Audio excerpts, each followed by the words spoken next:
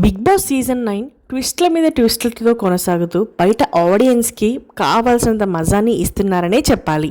ఇక ఇందులో భాగంగానే ఈ వారం డబుల్ ఎలిమినేషన్ ఎలా అయిందో లేదో మళ్ళీ అప్పుడే బిగ్ బాస్ 6వ వారానికి సంబంధించిన నామినేషన్స్ ప్రక్రియని కూడా తెరతీశాడు.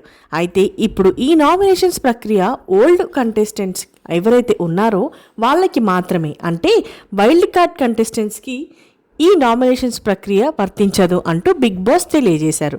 ఇక అసలు విషయానికి వస్తే ఇప్పుడు ఎవరైతే వైల్డ్ కార్డ్ కంటెస్టెంట్స్ ఉన్నారో వాళ్ళని ముందున్న కంటెస్టెంట్స్ని నామినేట్ చేయడానికి వీలుగా లేదంటూ, అలాగే వైల్డ్ కార్డ్స్ మాత్రం ముందున్న కంటెస్టెంట్స్ని నామినేట్ చేయొచ్చు అంటూ బిగ్ బాస్ అయితే బిగ్ ట్విస్ట్ ఇచ్చారు.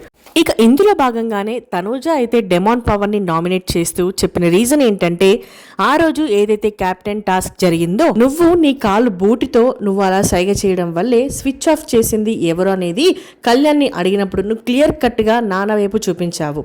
సో అది నేను చూశాను అంటూ, అందుకే నేను నిన్ను నామినేట్ చేస్తున్నాను అంటూ, ఆ రోజు నువ్వు అలా చెప్పడం వల్లే పవన్ కళ్యాణ్ ఈ రోజు కెప్టెన్ అయ్యాడు అంటూ ఈ పాయింట్ మీద తనుజ అయితే డెమాన్ పవన్ని నామినేట్ చేసింది.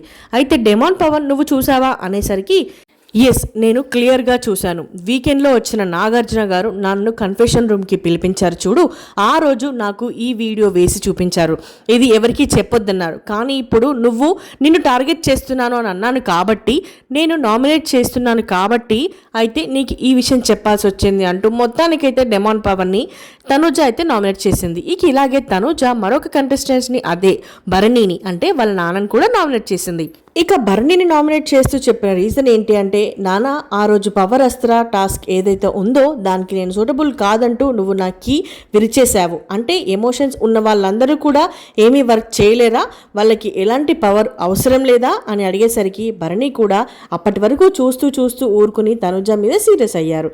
పవర్ అస్త్ర అంటే ఏంటి, హౌస్లో ఎవరికైనా సరే ఏ పవర్ అన్నా ఎప్పుడైనా ఏ విధంగా వాడాలో తెలియదు కాబట్టి, కానీ నేను ఏం చెప్పానంటే ఆ రోజు నీకు ఎమోషన్స్ ఎక్కువ కాబట్టి నువ్వు క్యారీ చేయలేవని నీకు పాజిటివ్గా చెప్పాను. ప్రతిదీ భూతద్దంలో పెట్టి చూస్తానంటే అది కుదరదు కదా తనుజ.